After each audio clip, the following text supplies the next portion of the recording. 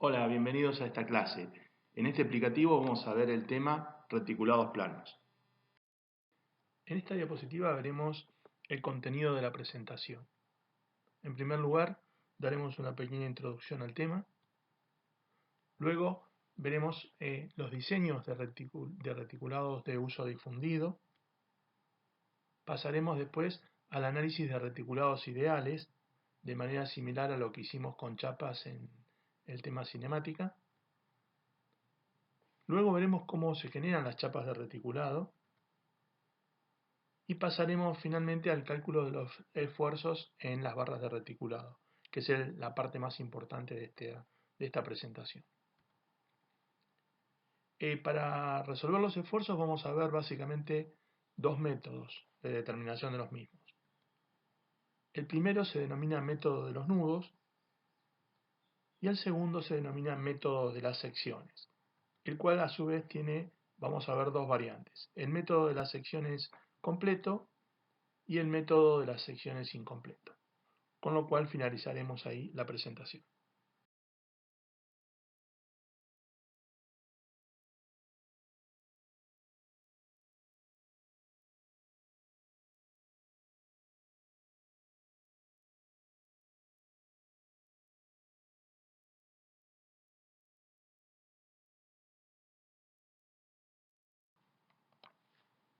Bueno, acá tenemos un ejemplo de un reticulado plano, muy simple por supuesto, formado por las barras AC, AD, CD, CB y DB. Si tenemos 5 elementos de barra. Y externamente está vinculada con un apoyo fijo en el nudo A y con un apoyo simple en el nudo B, con lo cual se trata de una estructura isostática, es decir, tiene una vinculación estricta. En cuanto a las características del reticulado, vamos a nombrar dos importantes. Primero, está conformado por barras rectas que están unidas en sus extremos. Y en segundo lugar, ningún elemento continúa más allá de un nudo. ¿Qué significa eso? Que no podemos hablar de la barra AB porque está el nudo D en el medio, es decir, podemos hablar de la barra AD y de la barra DB. Pero veamos cómo es el modelo de cálculo. Para establecer el modelo de cálculo, al reticulado, que por ejemplo podían ser uniones con tornillos, con bulones, con clavos, etc., se lo reemplaza por articulaciones. Es decir, los elementos de unión que se denominan nudos son articulaciones en el modelo. Y además, las cargas se aplican únicamente en los nudos. El modelo tiene que cumplir con estas dos condiciones para que sea válida su aplicación.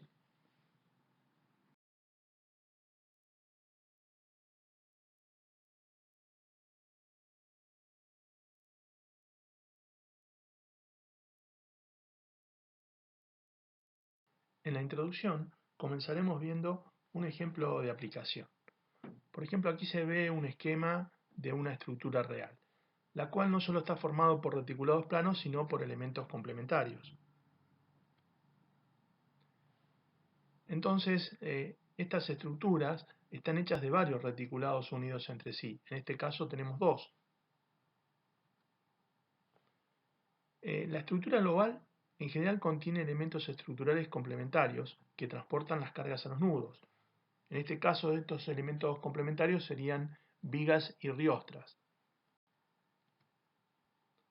Además, cada reticulado plano soporta las cargas que actúan únicamente en su plano. El peso propio de las barras se distribuye entre sus nudos para poder aplicar el modelo de reticulado en el cálculo. ¿Cuáles son los usos más frecuentes o algunos de los usos más frecuentes? Son los siguientes. Se pueden utilizar en edificios, en puentes y en construcciones industriales, entre muchos otros, por supuesto.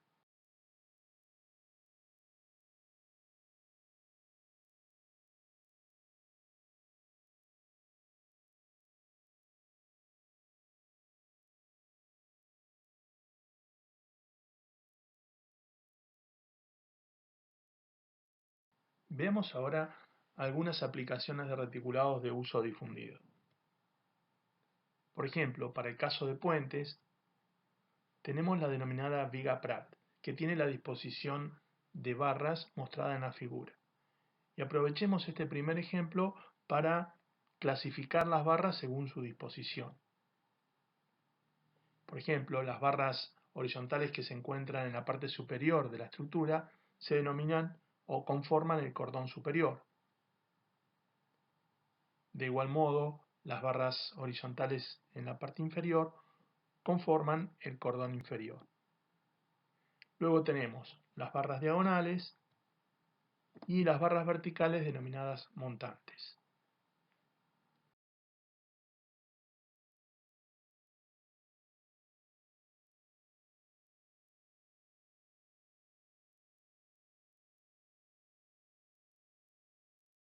Veamos algunos otros ejemplos de disposiciones de reticulados utilizados en puente. Aquí tenemos el caso de la viga Howe, que si se observa es similar a la viga Pratt, pero se invierte la disposición de las diagonales. Otro ejemplo puede ser la viga Warren, la cual es similar a la viga Howe, pero no cuenta con los montantes. También como variante de la viga Pratt tenemos una disposición, pero ahora la diferencia es que el cordón superior no es horizontal, sino que tiene una forma parabólica.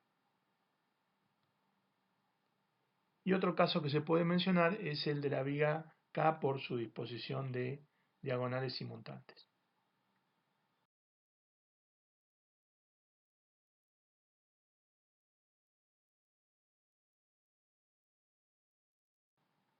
Veamos ahora algunas disposiciones de uso difundido para el caso de cubiertas de edificios.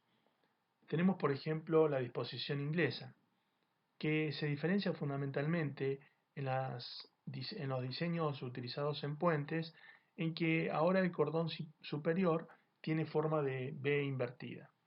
Esto ocurre en todos los diseños que vamos a ver para cubiertas de edificios.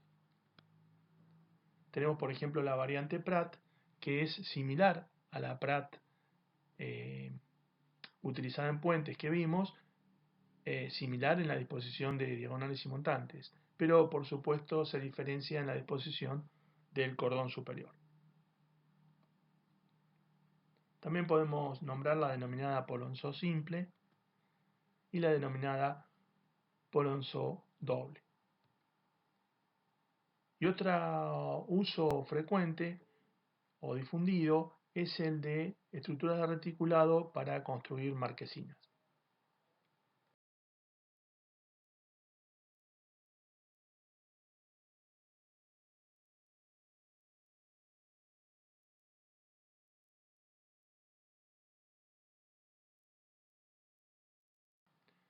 Pasemos ahora a ver el análisis de los reticulados ideales. Lo que vamos a ver específicamente es el análisis de la vinculación. Comencemos con un conjunto de n puntos libres en el plano.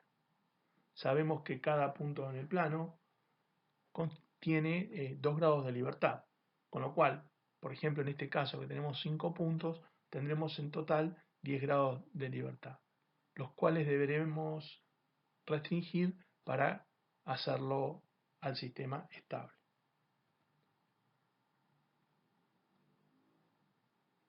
Si ahora comenzamos a vincular los puntos entre sí, podemos tener, por ejemplo, la disposición siguiente, en la cual tenemos 7 bielas internas que vinculan a los puntos entre sí, más 3 bielas externas que corresponden a la vinculación del conjunto con tierra o con el medio. Con lo cual, se puede ver que para garantizar la estabilidad de la estructura necesitamos 7 bielas internas más 3 bielas externas. Se puede dar una expresión genérica para este tipo de vinculación que, como deja sin grados de libertad la estructura, pero tampoco agrega condiciones de vínculo en exceso o superfluas se denomina de vinculación estricta. Y la expresión es la que podemos ver a la izquierda. 2 veces el número de nodos que tengamos tiene que ser igual al número de bielas de vinculación interna más las bielas que se necesitan para la vinculación externa. Aquí vemos una disposición equivalente. La única diferencia con la anterior es que en lugar de tener 2 bielas concurrentes en uno de los nudos, tenemos un apoyo fijo y la otra biela la reemplazamos por un apoyo simple.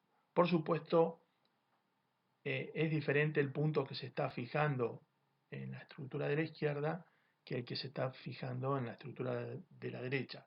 Pero en cuanto al número de condiciones de vínculo, en ambos casos tenemos el mismo, 3 condiciones de vínculo externo. Aquí podemos ver otra disposición para el mismo conjunto de puntos, pero ahora formando 2 chapas de reticulado. Es decir, tenemos una cadena cinemática de 2 chapas. Y por lo tanto, como vimos en sistemas planos, este sistema tiene 4 grados de libertad, con lo cual necesitamos 4 bielas externas. Pero si volvemos a la expresión genérica de vinculación estricta, vemos que el número de bielas internas ahora es 6 y el número de bielas externas es 4, con lo cual nos vuelve a dar 10 para el ejemplo que estamos viendo, es decir, se cumple la condición de vinculación estricta vista.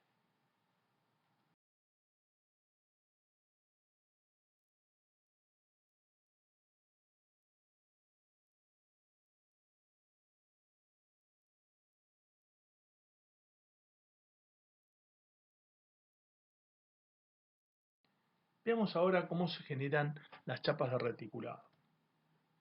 Las mismas las obtenemos mediante un proceso denominado de triangulación. Comencemos entonces por el caso más simple, es decir, por un triángulo simple conformado por 3 puntos no alineados vinculados con 3 barras. Si ahora queremos extender esta disposición, agregamos un nuevo punto, el punto D, y lo vinculamos con 2 barras, como se puede apreciar en el esquema. Este proceso lo podemos seguir continuando y así obtener la chapa de reticulado que deseamos. Podemos ver que aquí también se cumple la condición de rigidez interna, ya que fijándolo externamente como una chapa al conjunto, no habrá posibilidad de movimiento.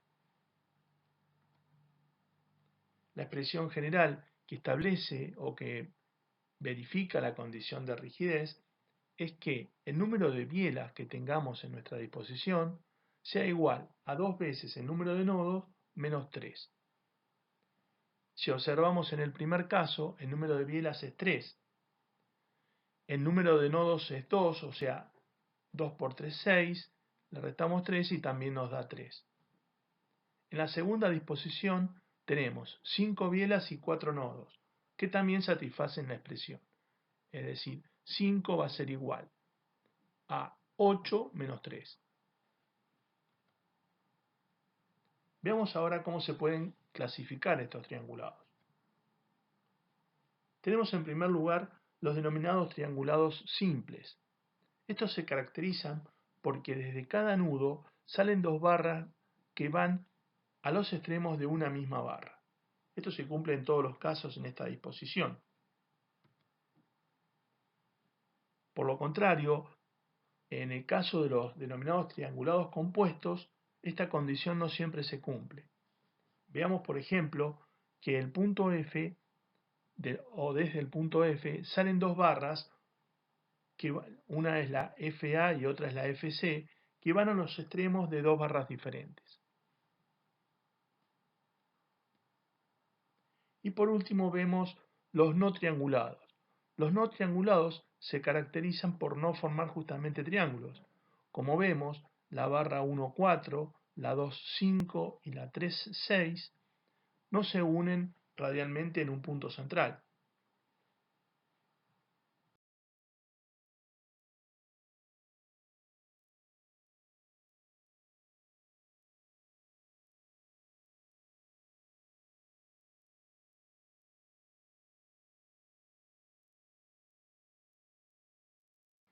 Veamos ahora que la condición de rigidez no es garantía de que haya rigidez interna en el sistema reticulado. Es decir, se trata de una condición que es necesaria pero no suficiente. Por ejemplo, vemos esta disposición de barras y de nudos. Aquí tenemos los nudos A, B, C, D y E, unidos de la forma que se muestra. Si observamos, el nudo B en particular está vinculado a dos bielas colineales, con lo cual tenemos un caso de vinculación aparente. Es decir, el nudo B tendrá desplazamiento virtual.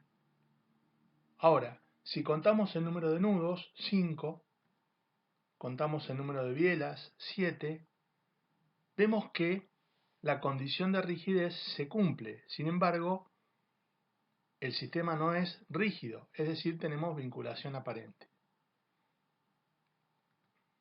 Bien, lo que se observa en términos matemáticos es que el punto B tiene desplazamiento virtual, lo cual indica la falta de rigidez interna. ¿Qué hacemos en este caso? Bueno, una solución sería agregar una nueva barra interna vinculando los puntos C y B. Ahora sí garantizamos que se comporta como una chapa de reticulado, pero si volvemos a hacer la cuenta, obviamente ahora tendremos 5 nudos, 8 barras, con lo cual tenemos que el número de bielas es mayor que 2n-3. Esto nos indica que estamos en un caso de vinculación superflua, es decir, hay una biela que está sobrando. Si uno observa la disposición, surge que la biela BE podría retirarse, como en este caso, y tendríamos una vinculación estricta en ese caso. Es decir, agregamos la biela BC, como en el caso anterior, pero quitamos la BE. Con lo cual se satisface la condición de rigidez en forma correcta. Y tenemos, por supuesto, vinculación estricta. Otro caso que podría darse es una disposición como la que se muestra en la última figura. Aquí, como se forma una cadena de dos chapas, tenemos 4 grados de libertad. Sin embargo, si contamos el número de nodos y el número de bielas, es decir, tenemos 7 nodos y 11 barras, vemos que se satisface la condición de rigidez, pero sabemos que el conjunto no se comporta como una chapa de reticulado, sino como una cadena de dos chapas, con lo cual también nos podría estar engañando el hecho de que se cumple la condición general. Por eso es muy importante verificar, además de que se cumpla esta condición, verificar la disposición de las barras y de los nudos.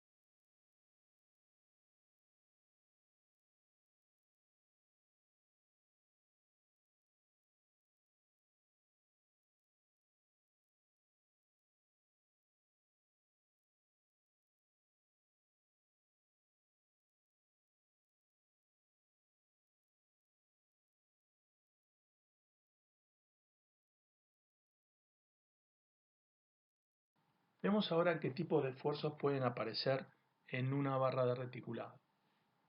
Si observamos el esquema, tenemos la barra AB que se encuentra cargado en los nodos de la misma. Lo que vamos a establecer a priori es la siguiente propiedad. Las barras de reticulado se comportan como bielas y estarán sometidas únicamente a esfuerzo axil, colineal con la barra. Lo que esto significa es que de los esfuerzos posibles en una barra, en particular en la de reticulado, solamente aparecerá el esfuerzo axil, es decir, el esfuerzo que tiene la dirección de la barra. Bueno, lo que vamos a hacer a continuación es una verificación de esta propiedad a través del planteo de las ecuaciones de equilibrio. Para ello, seccionamos a la barra en una posición genérica X, como habíamos dicho anteriormente, y ponemos los esfuerzos internos en evidencia. Por ahora, simplemente vamos a decir que en una barra de una estructura plana pueden aparecer a lo máximo 3 esfuerzos, denominados esfuerzo de corte, que es un esfuerzo perpendicular a la barra, un momento flector, ¿sí? M, y el esfuerzo axil que tiene la dirección de la barra. En el tema siguiente vamos a ver en detalle los esfuerzos de flexión M y el esfuerzo de corte. Simplemente ahora los nombramos porque lo necesitamos para la verificación que estamos viendo. Bien, al seccionar la barra en dos partes, el sistema se convierte en un sistema de dos chapas. La de la izquierda, que denominamos SX, de longitud X, que es la barra de longitud X, y que puede girar en torno al punto A, es decir, tiene un desplazamiento virtual θ. Mientras que la chapa de la derecha, que denominamos SL-X, tiene un desplazamiento virtual θB, es decir, puede girar en torno al punto B. Bueno, como tenemos dos grados de libertad, podemos establecer dos ecuaciones de equilibrio, la cual nos permitirá comprobar que los esfuerzos de momento flector y corte deberán ser nulos. Para ello necesitamos establecer una convención de signos para los esfuerzos de flexión. Vamos a considerar que todos los que provoquen un momento en sentido horario sean positivos. Entonces establecemos la primera ecuación en la chapa Sx. Es una ecuación relativa porque solamente involucra al tramo de longitud x, es decir, la chapa Sx, y es una ecuación de momento en torno al punto A. Esta ecuación de equilibrio relativo establece que todos los momentos de los esfuerzos puestos en evidencia respecto al punto A deberán ser cero, porque la chapa puede girar en torno al punto A. Y para que haya equilibrio entonces, la resultante de esfuerzos deberá ser nula. Tenemos que el esfuerzo de corte provoca un momento positivo que es igual al producto de la fuerza por el brazo de palanca X, es decir, Q por X. Y a esto le debemos restar el momento M, que es negativo de acuerdo a la convención que tomamos. Y esta suma de dos momentos igualarla a cero. Con respecto a la ecuación de equilibrio relativa de la chapa SL-X, nos queda que la fuerza de corte por la distancia al punto B, que será L-X, más el momento, ya que en este caso los dos esfuerzos producen momento positivo de acuerdo a la convención, deberá ser también igual a cero. Bueno, finalmente, resolviendo este sistema de dos ecuaciones con dos incógnitas, resulta que la única solución posible es que el corte sea cero y que el momento flector sea cero. Esta simple verificación demuestra entonces que en un sistema de reticulado las barras pueden tener a lo sumo un esfuerzo axil n, es decir, un esfuerzo colineal con la barra.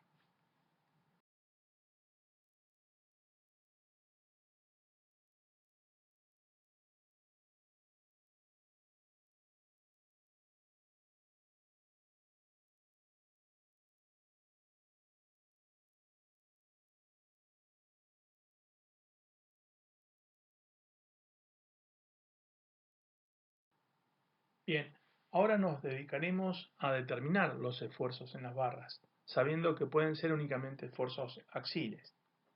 Para ello utilizaremos métodos de determinación de esfuerzos, los cuales vamos a clasificar brevemente a continuación. Bien, vamos a ver dos métodos, uno denominado método de los nudos y el otro denominado método de las secciones, el cual a su vez presenta dos variantes, una denominada el método de las secciones completo y la otra denominado método de las secciones incompletas.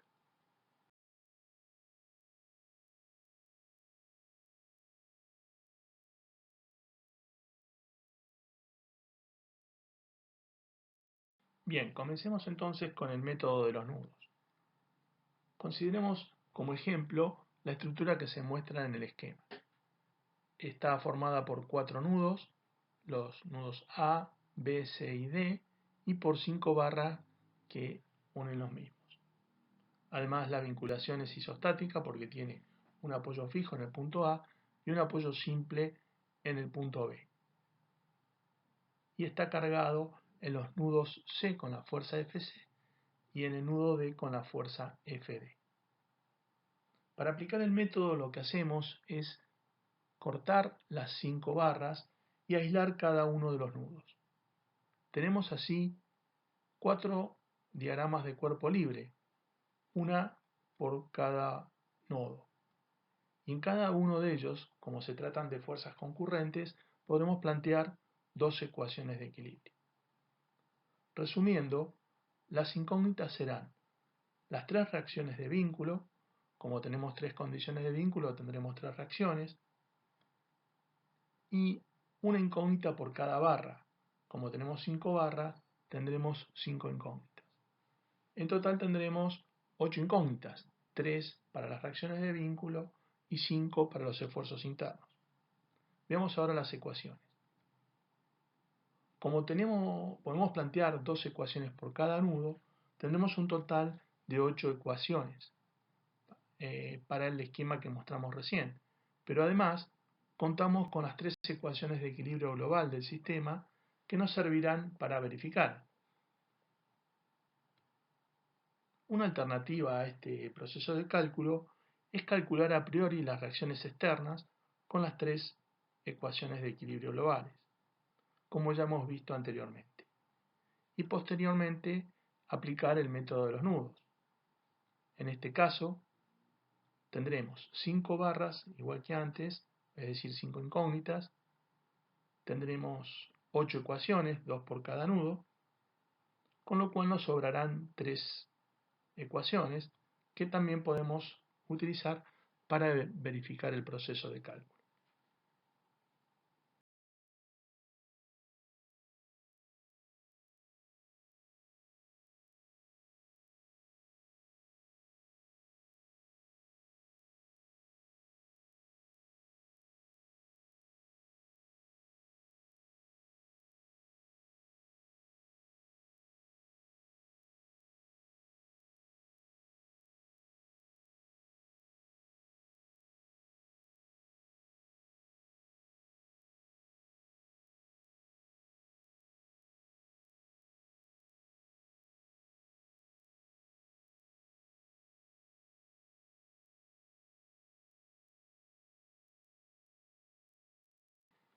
Bien, veamos ahora casos particulares del método de los nudos.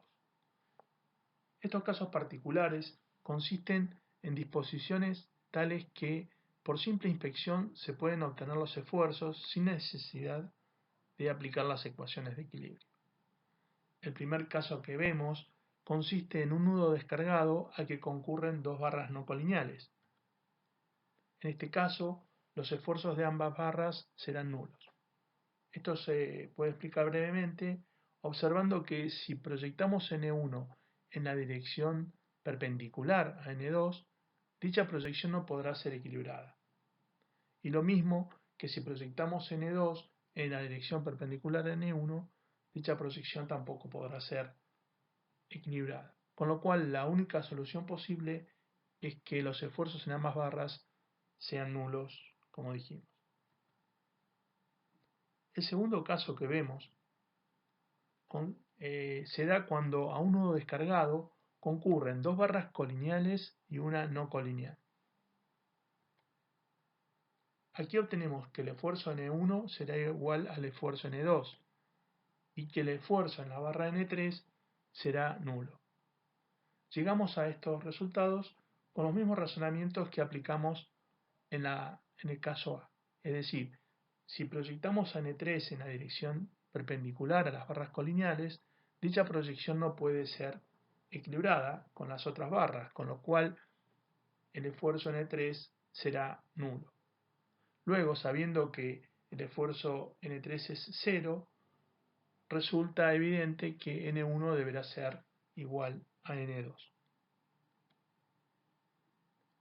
El tercer caso que vemos se da cuando a un nudo descargado concurren 4 barras, que son 2 a 2 colineales, es decir, la barra 1 es colineal con la barra 2 y la barra 3 es colineal con la barra 4. En este caso, los esfuerzos resultan que N1 es igual a N2, o sea, y que N3 es igual a N4, es decir, en las barras colineales los esfuerzos son idénticos. Esto también se puede demostrar del mismo modo que demostramos en los casos anteriores. Bien, ¿qué pasa si el nudo está cargado? En el caso que vimos, por ejemplo, de 2 barras no colineales. Bueno, a partir del caso A, podemos obtener los siguientes resultados. Cuando a un nudo cargado concurren 2 barras no colineales, el esfuerzo N1 será igual al valor de la carga P. Es decir, en este caso la carga debe tener la dirección de una de las 2 barras, ¿no? Por ejemplo, la que llamamos N1. Y la otra barra, como no tiene componente de carga, deberá ser nulo.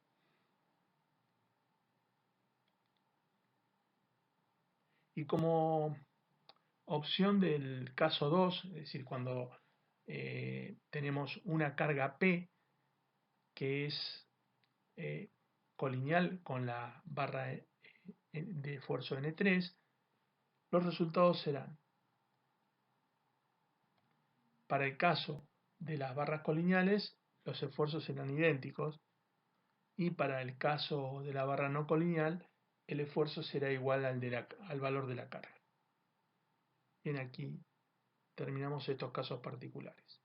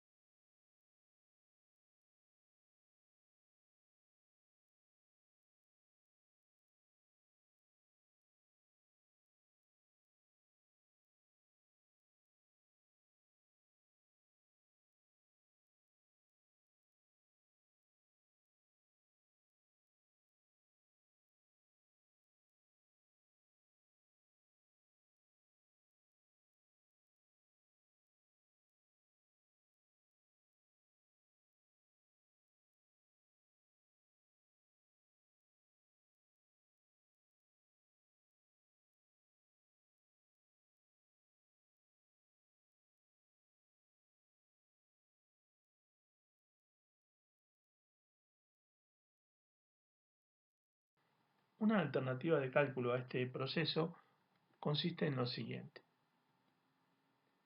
En primer lugar, ponemos en evidencia las reacciones de vínculo externas y planteamos las tres ecuaciones de equilibrio globales. En este caso puede observarse que cuando se plantean ecuaciones de equilibrio globales, los esfuerzos internos no van a aparecer en dichas ecuaciones. Para calcular los esfuerzos internos, entonces, planteamos tres ecuaciones de equilibrio relativo, que son las mismas que planteamos en el caso anterior, es decir, una sumatoria de momentos respecto al punto A de la chapa S1, una sumatoria de momentos de la chapa S2 respecto al punto B, y una de resultante de fuerzas en la dirección X de la chapa S2. Las tres ecuaciones en correspondencia con los tres grados de libertad del sistema. Una alternativa de cálculo consiste en aplicar el criterio de Ritter.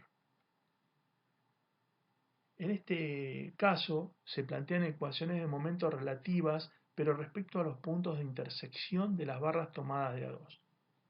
Vamos a explicar brevemente en qué consiste esos puntos de intersección. Por ejemplo, aquí tenemos el esquema de la estructura.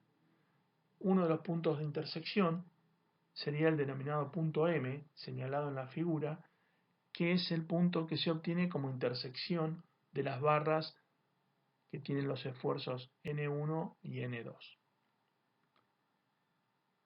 Esto nos da lugar a la ecuación de equilibrio relativa sumatoria de momentos respecto de M de la chapa S2 igual a 0. Como este punto también es parte de la chapa S1, se podría haber planteado la misma ecuación de equilibrio relativo, pero de la chapa S1. El otro punto posible es el que se obtiene como intersección de la barra que tiene el esfuerzo N1 con la barra que tiene el esfuerzo N3, es decir, el punto P. Y entonces planteamos la sumatoria de momentos respecto al punto P de la chapa S2. Y por último, tenemos la intersección de la barra que tiene el esfuerzo N2 con la barra que tiene el esfuerzo N3, que denominamos punto Q y que no aparece en la estructura original, es decir, lo deberíamos calcular previamente. Y luego plantear la ecuación de momento de la chapa S2 respecto a dicho punto, es decir, la tercera ecuación de equilibrio relativo. Un detalle importante de este método es que cada una de las ecuaciones contiene a una única incógnita, con lo cual el sistema está totalmente desacoplado, es decir, es más fácil de resolver. Cada ecuación me permite obtener un esfuerzo en particular.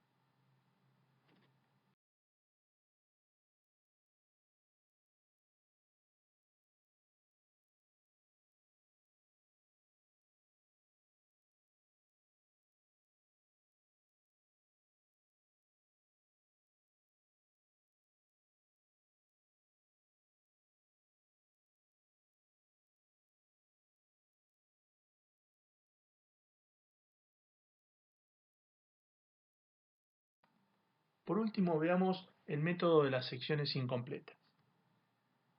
Consideremos la misma estructura que vimos en el caso anterior, pero ahora la seccionaremos en una única barra, indicado con el seccionamiento NN. Esta variante del método nos permite obtener el esfuerzo en dicha barra. Lo primero que hacemos es poner en evidencia las reacciones de vínculo externas. Y lo que hacemos luego es plantear las ecuaciones de equilibrio globales, como venimos haciendo siempre, lo cual nos permitirá calcular dichas reacciones. Es decir, el esfuerzo horizontal HA, el esfuerzo vertical B sub A y la reacción en el vínculo B. Posteriormente vamos a calcular el esfuerzo en la barra que hemos puesto en evidencia, es decir, el esfuerzo N. Al cortar la barra, vemos que aparecen dos chapas, S1 y S2. Es decir, la chapa de reticulado global se transforma en una cadena de dos chapas. con lo cual podremos plantear una ecuación de equilibrio relativa respecto a la articulación que une ambas, es decir, respecto al punto C. Y con cualquiera de ellas podremos resolver el esfuerzo axil N. De este modo hemos completado los métodos de cálculo.